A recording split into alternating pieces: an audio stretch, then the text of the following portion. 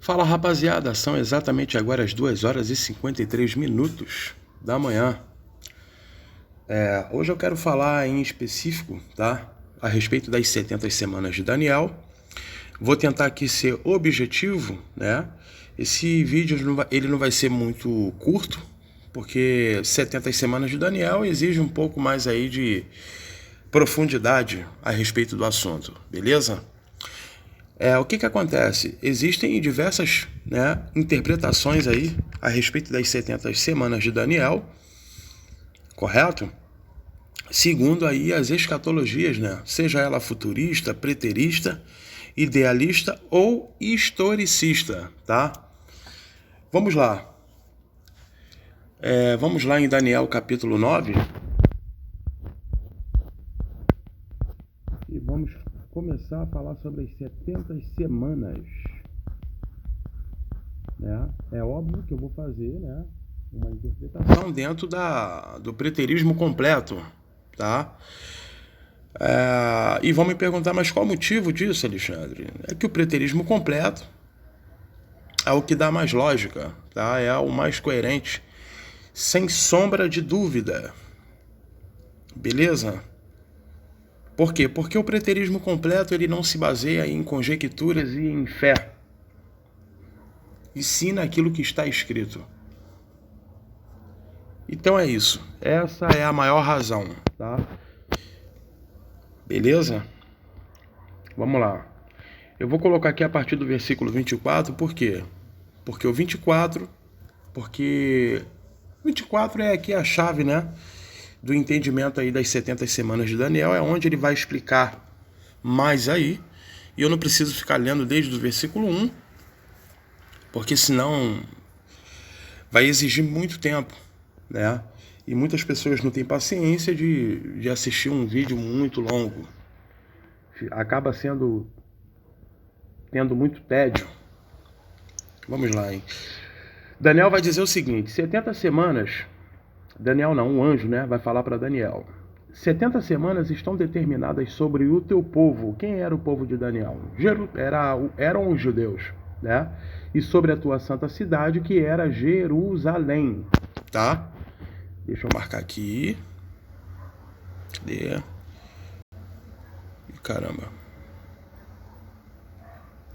Deixa eu pegar aqui minha canetinha. Deixa eu mudar a cor aqui, botar para azul. Olha aqui, ó.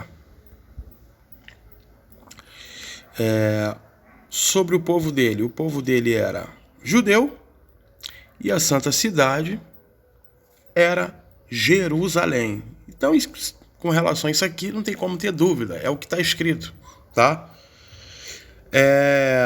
O povo de Daniel em específico ali era a casa de Judá, Nessa época que a revelação foi dada para ele, as demais tribos, que eram a tribo do norte, estavam perdidas em outras nações. Eu já fiz até um vídeo, sobre esse assunto, sobre as duas casas de Israel. Quem não assistiu,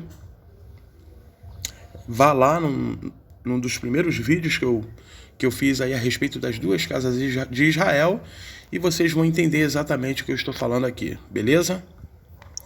Vamos lá. Depois ele vai falar: para extinguir a transgressão e dar fim aos pecados, expiar a iniquidade e trazer a justiça eterna, e selar a visão e a profecia, e ungir os santos dos santos.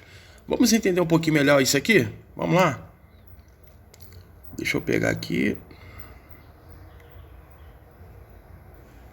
Vamos entender melhor isso aqui. Olha só. Exemplo 1. Deixa eu marcar aqui com a caneta. Beleza. Exemplo 1. Cessar a transgressão. O que seria cessar a transgressão? Cessar a transgressão é acabar com a iniquidade. Ou seja, Jesus Cristo simplesmente iria morrer na cruz, conforme a profecia de Jeremias, capítulo 31, onde ele vai falar: eis, vem dias, diz o Senhor, e que afirmarei uma nova aliança com a casa de Judá e com a casa de Israel. Então Jesus Cristo ele morre na cruz e ele faz cessar a iniquidade, tá? Cessar a transgressão. E quem fazia com que os israelitas cometessem a transgressão. Era simplesmente a lei escrita de Moisés. Né? Jesus Cristo ele morre na cruz, dá fim à natureza humana. Como a lei de Moisés escrita não tinha, né, autonomia nenhuma para aperfeiçoar a natureza humana, então fazia com que eles cometessem a transgressão, que é o pecado da iniquidade contra o Eterno. Correto?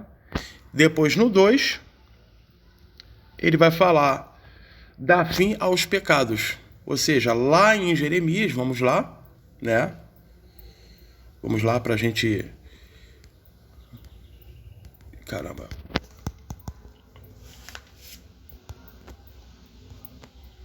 Deixa eu pegar aqui, vamos lá.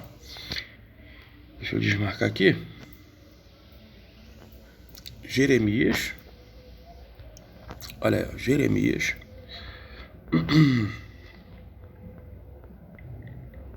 E...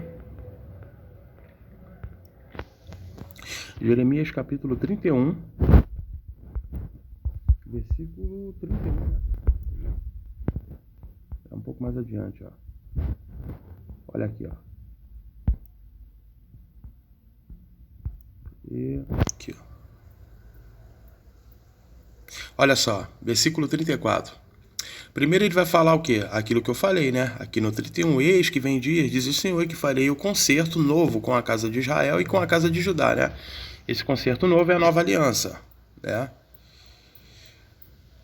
Aí depois ele fala aqui no 33, mas este é o concerto que farei com a casa de Israel depois daqueles dias, diz o Senhor. Porei a minha lei no seu interior e a escreverei no seu coração, e eu serei o seu Deus e eles serão meu povo. Isso por causa de quê? Por causa de uma nova aliança, onde, né, a lei de Moisés passaria a ter um novo sentido, tá? Ela deixaria de ser escrita em tábuas de pedra, né? O apóstolo Paulo vai até falar isso em 2 Coríntios capítulo 3, e passa a ser implantado na mente deles, tá? No coração deles, a lei de Cristo, beleza? E depois aqui, ó, e não ensinará alguém mais ao seu próximo, nem alguém ao seu irmão, dizendo, conhecei ao Senhor, porque todos me conhecerão. E qual seria o motivo disso aí? Porque o Espírito seria derramado sobre toda a carne, conforme a profecia, né, de Joel, desde o menor deles até ao maior, diz o Senhor, porque perdoarei as suas maldades e nunca mais, né, ou seja, para sempre, me lembrarei dos seus pecados, das suas iniquidades. Beleza? Voltando para cá. 3, ó. Deixa eu pegar aqui. Marcar aqui para ficar bacana. Olha aqui, ó. 3. Espiar a iniquidade. O que seria espiar? O que seria espiar a iniquidade? Espiar a iniquidade é simplesmente reparar um erro, né? Pagar um crime, remir, reparar uma falta. E foi exatamente o que Jesus Cristo fez, né? Porque, segundo a lei escrita de Moisés, não existia, né, digamos assim, uma justiça. Porque é aquilo que eu falei, a lei de Moisés ela não tinha poder, né, para poder aperfeiçoar a natureza humana deles por conta da carne ser fraca. Então ninguém conseguia cumprir a lei. Então, desde o momento que eles quebravam sequer um mandamento do Decálogo, ou até mesmo dos 613 preceitos de Moisés, eles já cometeriam, né, a transgressão de todos. Em Deuteronômio, entendeu? 4. Ao 4. Justiça eterna. O que seria essa justiça eterna? A justiça eterna seria uma implantação aí, né, uma implementação, aliás, né, de uma nova Jerusalém. Jesus Cristo ele vai falar que o reino dele não é desse mundo, né? Para Pilatos, ele vai falar lá, Pilatos, se o meu reino fosse desse mundo, será que não teria aqui pessoas que pudessem me tirar da mão dos homens? Certamente teriam, né? soldados lá para poder proteger Jesus Cristo, da mesma forma como protegia Davi, Saul e Salomão, nos reinados deles, de forma literal aqui nessa terra. Então Jesus Cristo, ele deixa claro, né? Ele fala lá para Pedro, Pedro, guarda a sua espada, com a espada que você fere, você mesmo será ferido. Então ele sempre deixou claro isso, né? Falou lá para os judeus, para os fariseus, onde falaram, o fariseu chegou para perto dele e falou assim, mestre, Jesus, quando é que vai chegar o reino? E ele fala, o reino de Deus não é uma coisa que se possa ver, ninguém vai dizer, ó, está aqui, está ali, porque o reino de Deus está dentro de cada um de vós e tal. E ele vai falando sobre isso, né? Então essa justiça eterna é justamente o reinado implantado de Jesus Cristo, uma nova Jerusalém que não tem nada a ver com esse mundo físico, tá? Segundo aí, né, Apocalipse capítulo 21, falando a respeito da nova Jerusalém, beleza? Depois o 5 aqui ele vai falar de selar a visão. O que seria selar essa visão? Seria o cumprimento de toda a visão que o anjo deu para Daniel. Que se cumpriria aonde? Como? A gente vai chegar lá. Vamos lá. Selar a profecia é a mesma coisa. A profecia seria selada, seria completada. E não teria mais nada para se cumprir. Vamos chegar lá também, né? O 6. E o 7, ungir o santo dos santos, né? Isso aqui é o último. E qual seria essa unção dos santos? O templo o tabernáculo terrestre, a figura sacerdotal terrestre, ela simplesmente é aniquilada, ela acaba com a morte de Jesus Cristo, onde Jesus Cristo ele se torna o único sacerdote na ordem de Melquisedeque, o sumo sacerdote, e a igreja em si, né, os apóstolos, os discípulos, passam a ser os seus próprios sacerdócios. Ou seja, são a igreja, o templo, né, vivo, espiritual. Então isso é a unção dos santos, que não tem nada a ver com uma literalidade. Até porque não faria sentido ele simplesmente vir para poder ungir o templo de Jerusalém, que seria destruído no ano 70. Qual é a lógica? Fala comigo. Deus ele vai ungir um templo terrestre, um templo físico, que seria destruído, que foi destruído no ano 70, não faria sentido nenhum. Beleza? Vamos voltar lá, hein? Deixa eu apagar aqui. Vamos lá. Aí no versículo de Daniel, capítulo 24, versículo 25, né? Vamos lá. Cadê? Caramba, eu tô ficando doido, né? Versículo 25. Vamos lá, 25. Aí ele vai falar aqui. Sabe e entende, desde a saída da ordem para restaurar e para edificar Jerusalém até o Messias, o príncipe, 7 semanas e 72 semanas, as ruas e as tranqueiras se reedificarão, mas em tempos angustiosos. Vamos entender melhor isso aqui. Vou pegar um gráfico aqui que eu peguei na internet, tá? Inclusive o Rodrigo Silva, né? Usou esse gráfico aqui no canal dele. Eu até achei bacana. Rodrigo Silva aí da Adventista do Sétimo Dia. Né? Gostei do gráfico e estou usando aqui, tá? Vamos lá. 457 anos, né? É onde se inicia aí. No período do rei Artaxerxes. Beleza? De 457 anos. Deixa eu pegar aqui. De 457 anos. Vai até 408. É o tempo, o período que demora aí para poder edificar aí, né? Os muros, tá? Da segunda Jerusalém, do segundo templo que foi construído aí pelo rei Zorobabel. Então esse período é o período exatamente aí de 49 anos, correto? 49 anos. Foi um decreto do rei Artaxerxes, né? Iniciado aí em 457 anos antes de Cristo, correto? E a gente consegue ver aí, por exemplo, em Neemias, né, capítulo 8, 25, vamos lá? Deixa eu desmarcar aqui. Neemias. Deixa eu botar isso aqui por meio, que ele está me atrapalhando. Deixa eu pegar aqui. Neemias.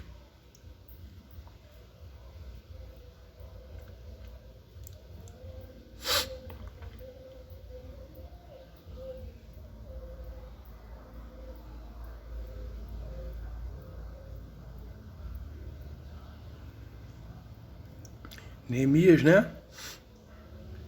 Neemias 8, 25. Ele vai falar o seguinte. É isso mesmo? Não, 8 e 25 é mole?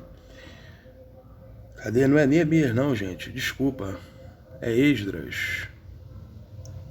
Caramba, eu tô ficando doido, cara. É o sono. O sono tá me deixando doido. É Esdras, capítulo 8, versículo 25. Ele vai falar o seguinte. E pesei-lhes a prata e o ouro e os utensílios que eram a oferta para a casa de nosso Deus, a qual ofereceram o rei e os seus conselheiros e os seus príncipes e todo Israel que ali se achou. Correto? Né? Isso aqui prova, né? É uma prova da edificação e da construção de Jerusalém, tá? Fala aqui a casa de Deus, né? O templo seria a casa de Deus, né? Não é em si uma casa que Deus precisaria ali morar ali dentro, né? Sabemos disso porque senão entraria em contradição aí com o próprio Isaías, né? Onde o profeta Isaías vai falar que Deus não mora em templos construídos por seres humanos, né? Estevão vai até mencionar isso lá em Atos dos Apóstolos, capítulo 7. Sabemos muito bem que é falado isso nas Escrituras, por quê? Porque o templo de Jerusalém era uma representação da cidade de Jerusalém, né? Do povo como um todo, digamos assim. Então a cidade de Jerusalém era considerada ali a casa de Deus, como todo o povo, beleza? Pra gente entender isso, né? Porque aí parece que se contradiz, tá? Com as palavras do profeta Isaías, beleza? Vamos voltar lá para Daniel. Não, antes de voltar para Daniel, vamos aqui em Neemias capítulo 2, 17. Neemias 2, 17, tá? Ele vai falar, então lhes disse, bem vedes vós a miséria em que estamos, que Jerusalém está assolada e que as suas portas têm sido queimadas. Vinde, pois, e reedifiquemos um muro de Jerusalém e não estejamos mais em opróbrio, né? Por que ele fala isso? Por causa das perseguições que eles estavam sofrendo, né? Com relação aí aos samaritanos, tá? É justamente o tempo angustioso do qual o anjo vai citar para Daniel, tá? Cadê? Lá em Daniel. Daniel capítulo 9, né? Versículo 25. Onde exatamente ele vai falar aqui. Tá vendo aqui, ó? Em tempo angustiosos, tá? É justamente esse período de perseguição que eles estavam sofrendo lá, né? Onde muitos deles lá, os samaritanos e outros, queriam tentar destruir e impedir com que esse templo fosse reconstruído durante esse período aí de 49 anos. A edificação dos muros, tá? E tudo mais. Beleza? Vamos lá. Cadê? Neemias, capítulo 4, versículo 26, né? Vai falar sobre isso também. Vamos analisar aqui também. Vamos lá, Neemias 4, 16, 23, 16. Cadê, ó? E sucedeu que desde aquele dia, metade dos meus moços trabalhavam na obra, e a outra metade deles tinham as lanças, os escudos, os arcos e as couraças, e os chefes estavam por detrás de toda a casa de Judá. Os que edificavam o muro e os que traziam as cargas e os que carregavam, cada um com uma mão, fazia a obra, e na outra tinham as armas. E os edificadores, cada um trazia a sua espada cingida aos lombos, e edificavam, e os que tocavam a trombeta estavam junto comigo. Disse eu aos nobres, e aos magistrados, e ao resto do povo: grande e extensa é a obra, e nós estamos apartados do muro, longe uns dos outros. No lugar onde ouvirdes o som da buzina, ali vos ajuntareis conosco. O nosso Deus pelejará por nós, né? Assim, batalhávamos na obra, e metade deles tinham as lanças desde a subida da alva até o sair das estrelas. Também, naquele tempo, disse ao povo: cada um com o seu moço fique em Jerusalém, para que de noite nos sirvam de guarda e de dia na obra. E nem eu, nem meus irmãos, nem meus moços, nem os homens da guarda que me seguiam, largávamos as nossas vestes. Cada um ia com as suas armas à água. Tá vendo? Então isso aqui é exatamente o tempo, né? Que eles estavam sofrendo as perseguições, e por isso que era necessário, né? Toda essa guarda, toda essa vigilância lá, enquanto eles estavam construindo aí e edificando os muros de Jerusalém, conforme aí, tá? Daniel capítulo 9, versículo 25, tá? Vamos adiantar mais um pouquinho. Vamos lá, Daniel de volta.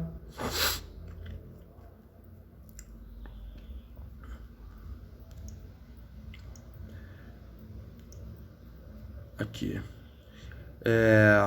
Aí no versículo 26. E depois das 62 semanas, será tirado o Messias e não será mais. E o povo do príncipe, que há de vir, destruirá a cidade e o santuário, e o seu fim será como uma inundação, e até o fim haverá guerra. Estão determinadas a assolações. Beleza? Vamos entender melhor isso aqui. Vamos lá. Voltar para o gráfico, tá? 49 anos até 408. Deixa eu marcar aqui. De 408 até o ano 27 depois de Cristo, né? Deixa eu marcar melhor aqui, peraí. De 408 até 27 depois de Cristo, tá? São exatamente aí 434 anos, que dá no total de 49 mais 62 semanas. Tá? É onde o Messias começa o seu ministério. Ele é batizado no ano 27 depois de Cristo. Beleza? E dali começa o ministério. E onde fica restando aí a última semana das 70 semanas de Daniel, que dá no total aí de 483 anos. Beleza?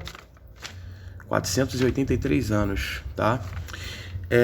Jesus Cristo, ele é batizado por João Batista, inicia o seu ministério, e ele começa a pregar, a anunciar o evangelho do reino para a casa de Judá.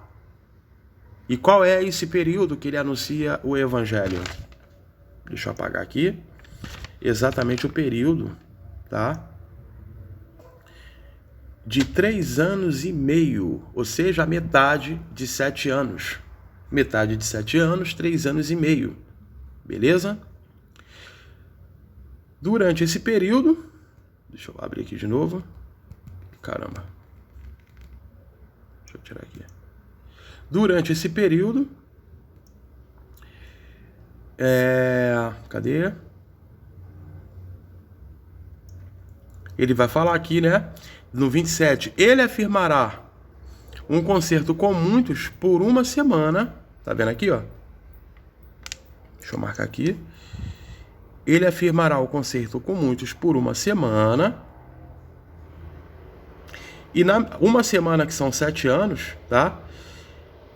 E na metade dessa semana, que são 3 anos e meio, fará cessar o sacrifício, a oferta de manjares, e sobre a casa das abominações, olha aí, ó, virá o assolador. Beleza? Então, na metade, olha só, na metade dessa semana, 3 anos e meio, ele morre na cruz, e a morte dele na cruz, retificando aqui, tá? Ele vai fazer cessar o sacrifício e a oferta de manjares. Ou seja, deixa eu apagar aqui. Não vai ser mais necessário fazer qualquer tipo de sacrifício. A figura sacerdotal terrestre, ela cai por terra. Por quê? Porque Jesus Cristo, ele morre na cruz e ele passa a ser o sumo sacerdote. Então, o sacrifício de animais, o sacrifício de cordeiros, tudo se cumpre nele. Porque tudo isso na antiga aliança foi um apontamento para ele, tá? Então, todos esses sacrifícios, todas essas coisas que eram realizados ali anos após anos, seria completamente destruído. E aonde que a gente pode entender isso de uma forma bem aprofundada? Hebreus capítulo 9, tá? Que vai falar justamente aí dessa figura, tá? Sacerdotal de Jesus Cristo. Beleza? Hebreus capítulo 9, tá? Inclusive aí, né, é uma grande referência também na questão aí da unção dos santos. Hebreus capítulo 9 deixa claro lá também toda essa questão, tá? A gente pode até analisar aqui, é um vídeo longo mesmo, tá? Vamos analisar aqui para a gente não fugir muito desse ponto. Hebreus capítulo 9, vamos lá. Para a gente entender melhor isso aí, que vale a pena, tá? Deixa eu ler aqui a partir do... Vamos lá. Vamos lá. Porque se o sangue dos touros e de bodes e cinza de uma novilha espaziada sobre os imundos o santificam, quanto à purificação da carne, quanto mais o sangue de Cristo, que pelo Espírito eterno se ofereceu a si mesmo, imaculado a Deus, purificará a vossa consciência das obras mortas para servirdes ao Deus vivo, né? Aquilo que eu mencionei a respeito de Jeremias capítulo 31, né? Onde o entendimento passaria a ser na consciência, ou seja, no coração, por causa do próprio Espírito que seria derramado sobre toda a carne, né? E por isso é mediador de um novo testamento, para que, intervindo a morte para a remissão das transgressões que havia debaixo do primeiro testamento, os chamados recebam a promessa da herança eterna. Que promessa é essa? Êxodo capítulo 19, que já foi prometido desde a primeira aliança, que eles mesmos quebraram, né? De torná-los reis e sacerdotes, né? Para sempre em uma nova Jerusalém. Beleza? Está lá em Êxodo 19, versículo 5. Tá? Porque onde há testamento, necessário é que intervenha a morte do testador. Beleza?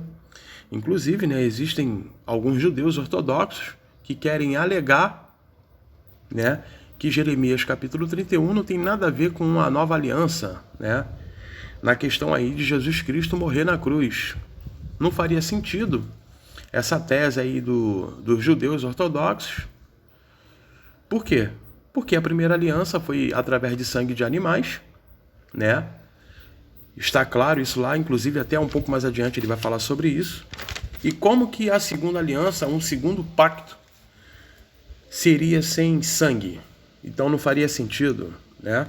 17. Porque um testamento tem força onde houve morte, ou terá ele algum valor enquanto o testador vive. Olha aí, ó. 18 e 19. Pelo que também o primeiro não foi consagrado sem sangue, porque havendo Moisés anunciado a todo o povo todos os mandamentos, Segundo a lei, tomou o sangue dos bezerros e dos bodes com água, lã, púrpura e isopo. E aí expediu tanto os mesmos livros como todo o povo. Foi aquilo que eu falei, né? Isso aqui na primeira aliança, tá? Aí ele vai falar, vai explicar, né? Nas palavras de Moisés, dizendo: este é o sangue do testamento que Deus vos tem mandado.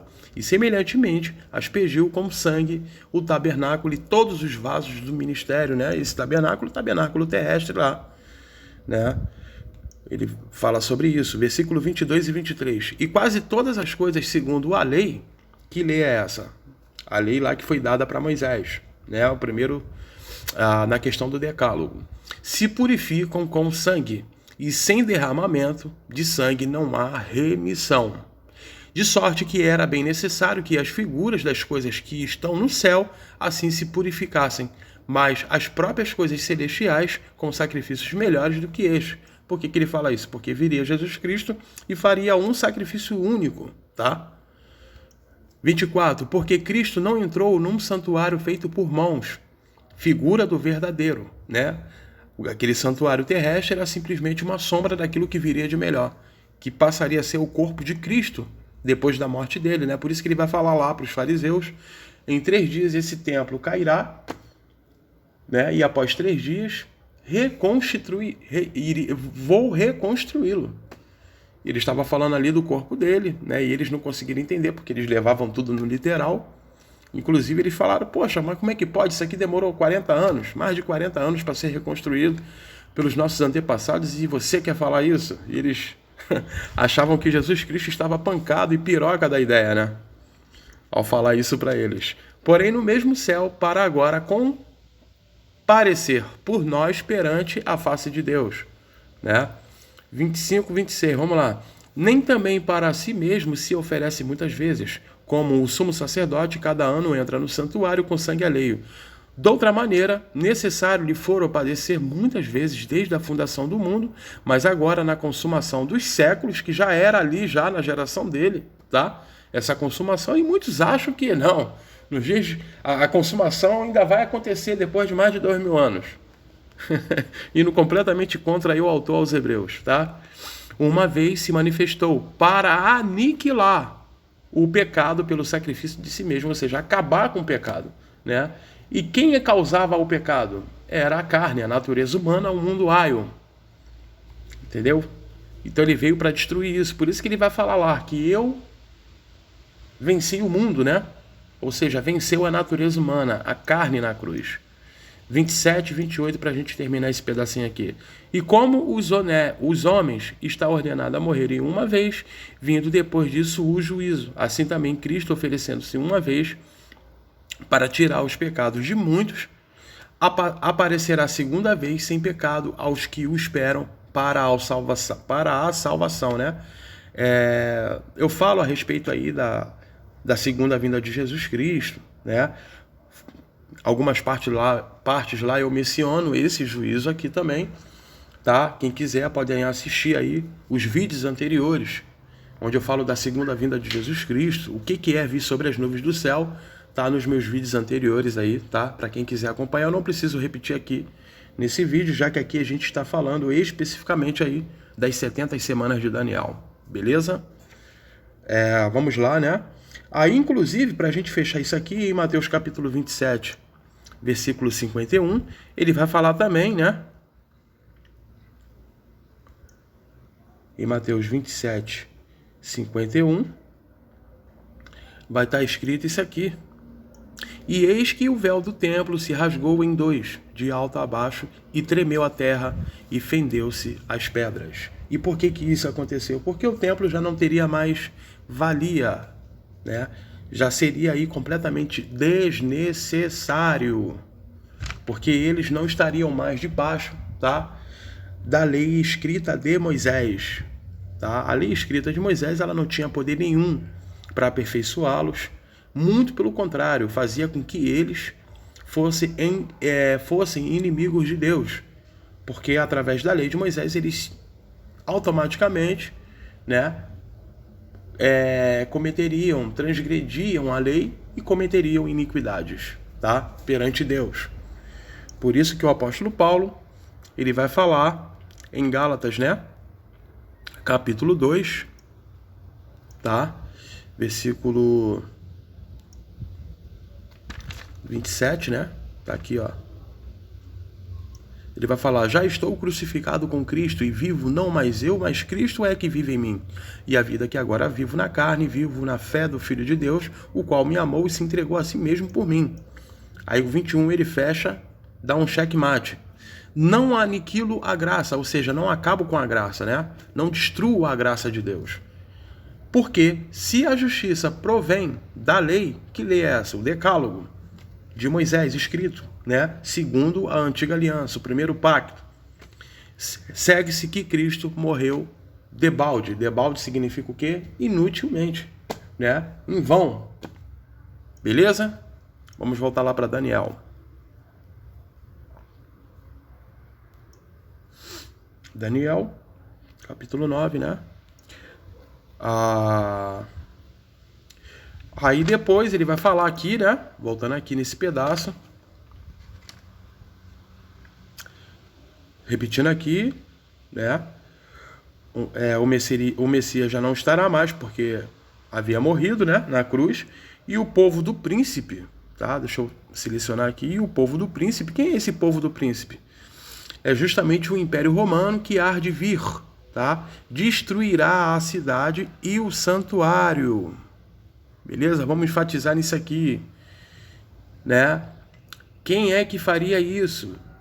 Quem faria isso é o imperador Vespasiano junto com seu filho General Tito. Inclusive Jesus Cristo, né? Deixa eu apagar aqui. Ele mencionou isso, tá? Jesus Cristo, ele fala lá em Lucas, né? Em Lucas, vamos lá, Lucas capítulo 21.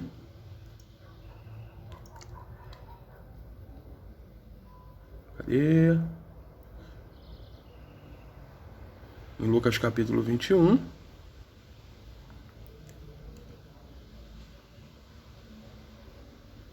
eu pegar aqui. Olha aí, ó. Mas quando vir de Jerusalém cercada de exércitos, sabei então que é chegado a sua desolação, tá? A destruição de Jerusalém, o despovoamento, tá? Tem vídeos meus falando sobre isso de uma forma mais aprofundada. Quem quiser pode analisar aí no canal, tá bom? Os vídeos anteriores, falando sobre aí a destruição do templo. Eu menciono muito, bato muito nessa tecla, tá? Aí depois ele vai falar, né? Vai dar alerta para os discípulos, ó, fujam para a Judéia, vão para os montes, tá?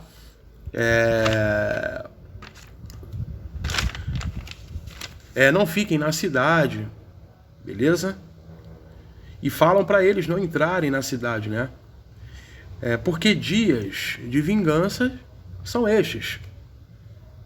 E que tipo de vingança é este?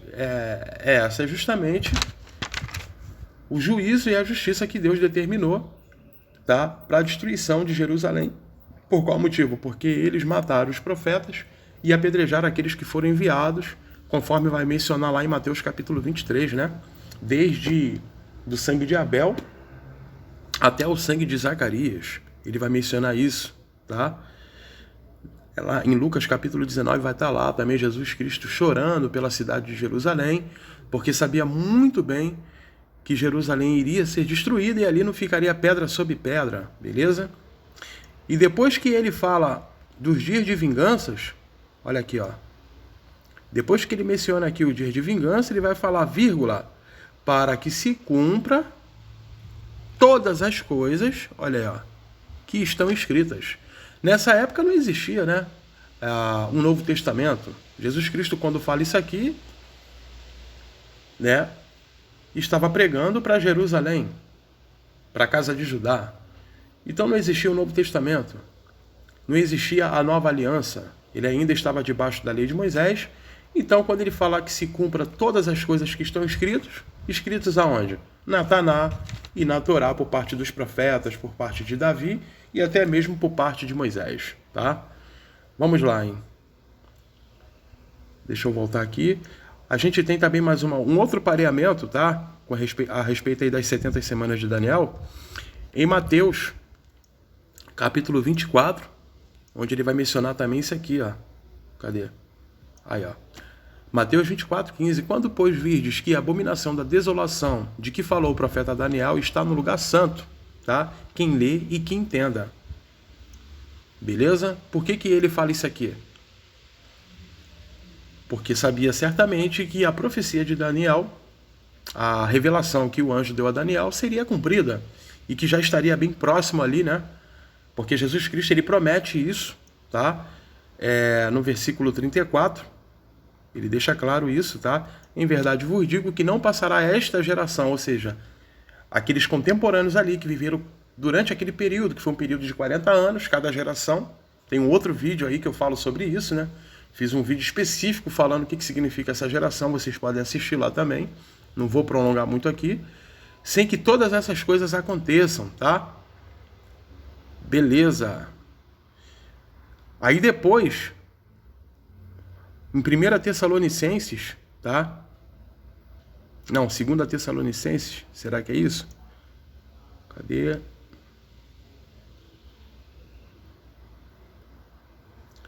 Acho que é isso aqui mesmo. Olha aqui, ó. Vamos ler aqui desde o 1.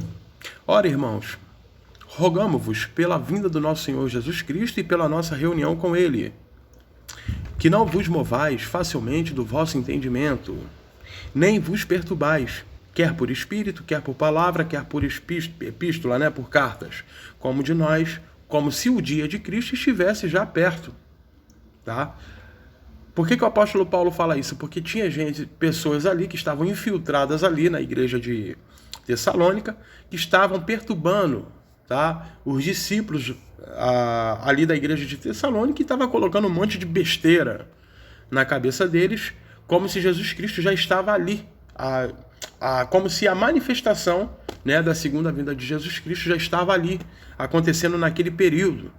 E o apóstolo Paulo, já sabendo, né, da revelação que foi dada para Daniel, das palavras de Jesus Cristo, tudo que Jesus Cristo tinha falado lá nos evangelhos, de capítulo 20, de Lucas 21, Mateus 24, Marcos capítulo 13, Mateus 25, né? Sabia muito bem que ainda não tinha chegado, né?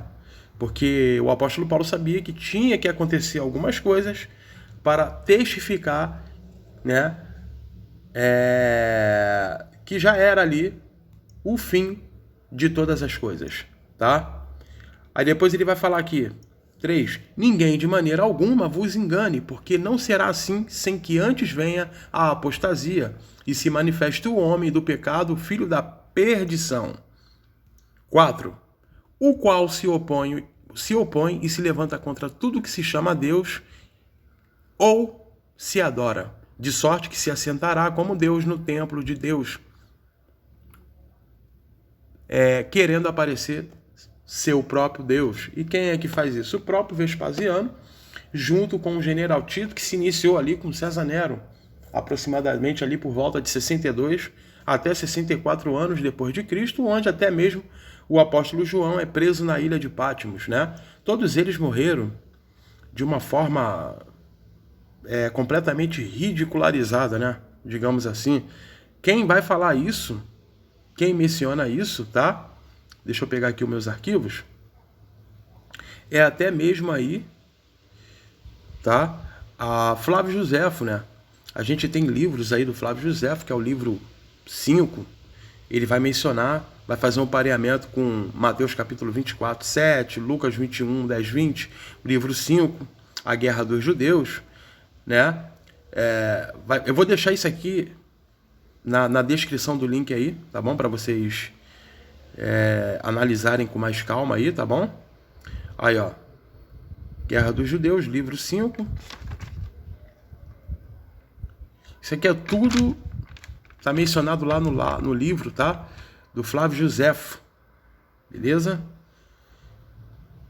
Tudo mencionado lá. E faz os pareamentos perfeitos aí com relação aos eventos que Jesus Cristo profetizou. Lucas 21, 23, 24. Faz o pareamento com o livro 6, página 8. Tá vendo aí, ó? Apocalipse 19, 1, 21, Mateus 24, 30. faz o pareamento com o livro 6, capítulo 5. Eu vou deixar na descrição do vídeo aí, beleza? Vamos continuar aqui. Então aqui, em 2 Tessalonicenses capítulo 2, a gente vê o apóstolo Paulo simplesmente falando de uma coisa que Daniel que o anjo já tinha revelado para Daniel, que esse santuário, tá? Conforme está escrito lá em Daniel, vamos voltar lá. Conforme está escrito aqui em Daniel capítulo 9, versículo 27, né? Cadê não aqui? Tá aqui, ó.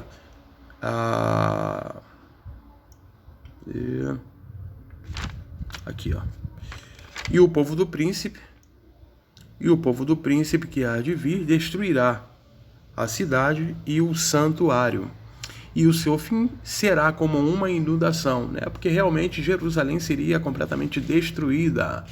Foram praticamente lá mais de 1.100, se eu não me engano, mortos, né? Segundo aí o livro de Flávio Josefo. E até o fim haverá guerra, né? Estão determinadas as assolações. Por que isso aqui? Né? Isso aqui vai fazer justamente o pareamento, tá? Deixa eu voltar aqui. Isso aqui vai fazer justamente o pareamento com Lucas capítulo 21, pra gente entender melhor.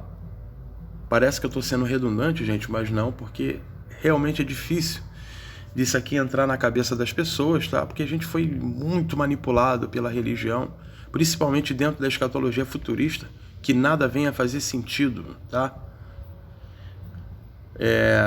Ele vai falar isso aqui. E cairão ao fio da espada e para. Isso aqui quando viste Jerusalém cercada de exércitos, sabei que é chegada a sua desolação. Aí no finalzinho aqui, tá? No 24 ele vai falar: cairão a fio da espada e para todas as nações serão levadas cativos.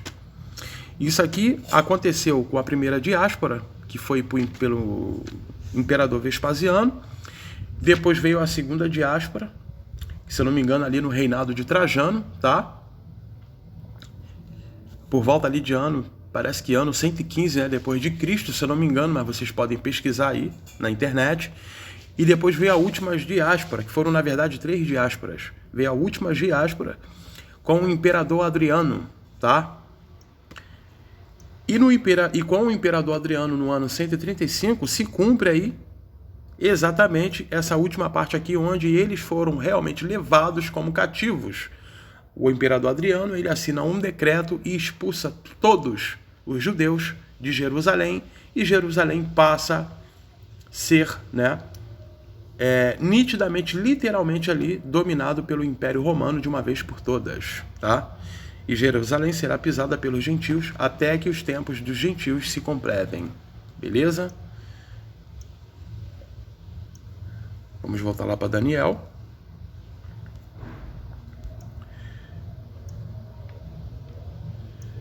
Aí depois ele vai mencionar aqui, né? Já falei, ele afirmará o concerto com muitos por 1 semana.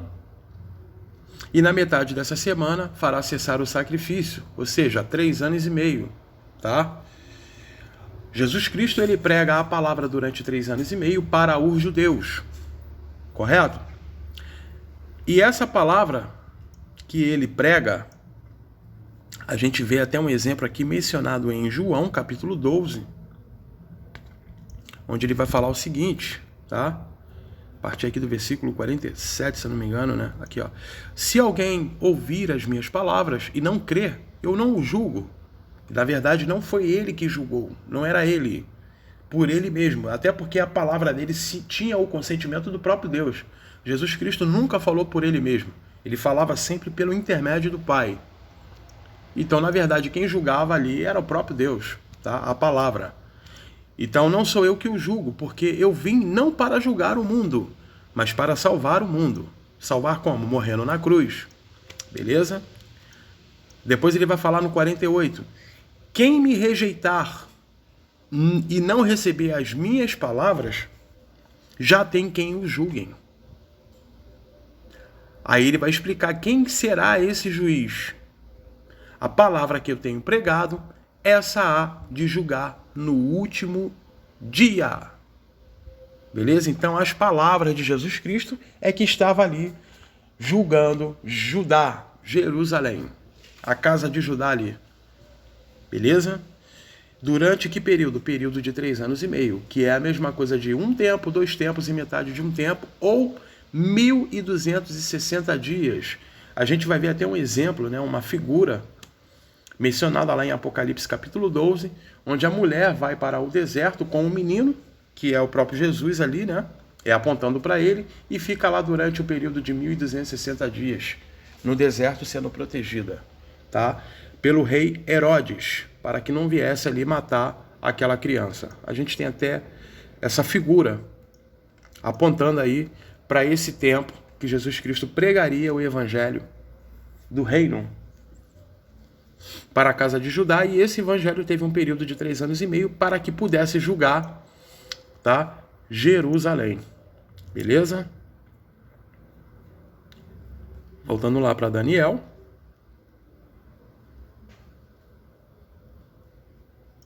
Opa, peguei errado aqui. Tô fazendo o que aqui, hein, Joel? Daniel. Afirmará o concerto na metade da semana e fará cessar os sacrifícios, ofertas de manjares, já falei sobre isso, e sobre a casa das abominações virá o assolador, né? E esse assolador é justamente o imperador Vespasiano, que iria destruir, né, a cidade de Jerusalém e se colocar como o próprio Deus, porque ele iria querer a adoração, né? Não só ele, como praticamente todos os imperadores do Império Romano que perseguiram Jerusalém, os judeus, tá? E isto até a consumação.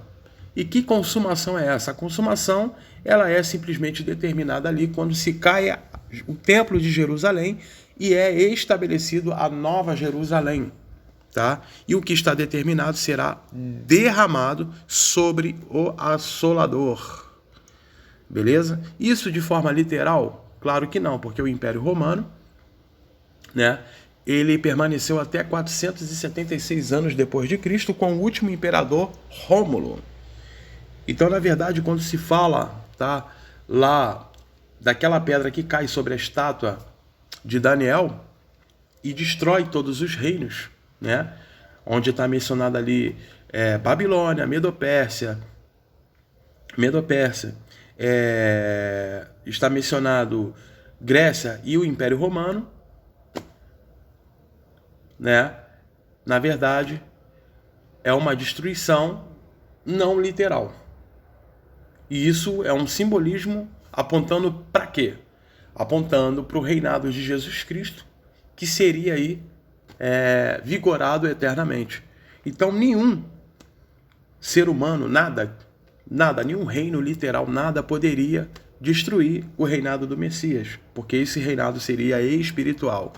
Então o sentido é esse, porque senão não faria sentido. Não teria lógica nenhuma, até porque Jerusalém ela foi destruída, né?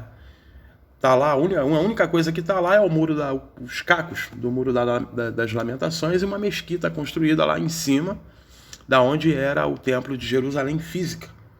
Então, estabelecido foi o quê? O reino espiritual de Cristo, a nova Jerusalém, que não tem nada a ver com a Jerusalém física terrena, tá? Por isso que ele vai falar lá em Apocalipse capítulo 21 que o mar já não existe mais, né? E é isso aí. Deixa eu ver se tem mais alguma coisa aqui para eu poder colocar, né? Deixa eu voltar aqui pro gráfico, tá? Deixa eu voltar aqui pro gráfico. Deixa eu marcar aqui. Aí depois fica restando mais um período de 3 anos e meio, que é justamente o período que Jesus Cristo morre até a morte de Estevão. Ou seja, no 34 depois de Cristo, onde Estevão é apedrejado. Estevão tenta aí anunciar, né, pela última vez a mensagem para os judeus. E os líderes religiosos, que eram a cúpula ali da religião judaica, né? E foram eles, exatamente eles, que mataram Jesus Cristo, né? e que mataram Estevão, apedrejando Estevão até a morte. E simplesmente é onde é batido ali o martelo da grande sentença. E essa sentença, ela é cumprida aonde? No grande juízo, no ano 70, Jesus Cristo se manifestando em glória, porque já estava ali com o corpo glorificado, sendo o próprio Deus o único com ele, trazendo juízo e justiça, né? Eu tenho um vídeo que fala sobre isso, sobre as nuvens do céu. Pode assistir um vídeo anterior meu aí, que eu falo especificamente o que é Jesus Cristo vir sobre as nuvens do céu, que é trazer juízo e justiça sobre a cidade de Jerusalém. Por quê? Porque matou os profetas e apedrejou aqueles que foram enviados, tá? Então, no ano 34, se cumpre aí, tá? Os 490 anos literais das 70 semanas de Daniel, se cumpre a sentença. E o grande cumprimento dessa sentença é onde cai, desaba ali, acaba, né, a cidade de Jerusalém e passa a ser dominada pelo Império Romano de uma vez por todas, com a destruição do templo, tá? Iniciando ali na primeira diáspora e finalizando ali a aniquilação dos judeus na terceira diáspora com o imperador Adriano a partir do ano 135 depois de Cristo. Beleza? Ficou mais alguma coisa? Mais alguma dúvida? Deixa eu retificar aqui. Não, acho que é só isso, né? É só isso mesmo. E depois a gente tem exatamente aí o período de mais 3 anos e meio, né? Ou seja, um tempo, 2 tempos e metade de um tempo, onde, né, o Império Romano faz o cerco sobre Jerusalém durante 3 períodos, correto? E vai ser mencionado isso, tá? Em, por exemplo, deixa eu apagar aqui que senão eu não vou. Em Apocalipse, capítulo 11, onde vai falar das 2 testemunhas, né? Eu tenho um vídeo sobre isso também, onde é a palavra, a primeira testemunha e a segunda, os apóstolos, os discípulos, tá? Quem quiser pode mencionar lá, pode ir lá, que eu... Inclusive o meu amigo, né? Meu companheiro, meu irmão Silvestre, fez uma visão aí a respeito das 2 testemunhas, tá? Tá num dos vídeos anteriores aí, tá bom? Ele vai mencionar aqui, cadê? No versículo 1, né? Cadê? Olha aqui, ó. E deixa o átrio que está fora do templo, e não o Messas, porque foi dado às nações, e pisarão a cidade santa por 42 meses, tá? Isso aqui é justamente o Império Romano, beleza? Antes aí de fazer a destruição, né? De fazer a aniquilação, ou aniquilar, destruir a cidade de Jerusalém, tá? É isso aí, galera, é especificamente isso, não tem muito que se falar aqui mais, tá? Senão eu vou ficar enrolando aqui. Já tomei já muito tempo de vocês aí, quase 1 hora de vídeo. Se não foi 1 hora, né? Não, acho que foram mais de 1 hora, se eu não me engano. E é isso aí. Deixa os seus comentários aí, tá? Eu não tenho problema nenhum em alguém não concordar comigo, tá bom? Eu até gosto que alguém coloque aí alguns pontos de vista, né?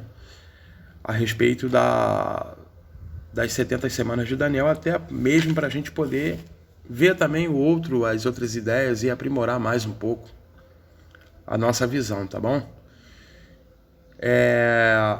Valeu, rapaziada, um grande abraço, tá? E é isso aí.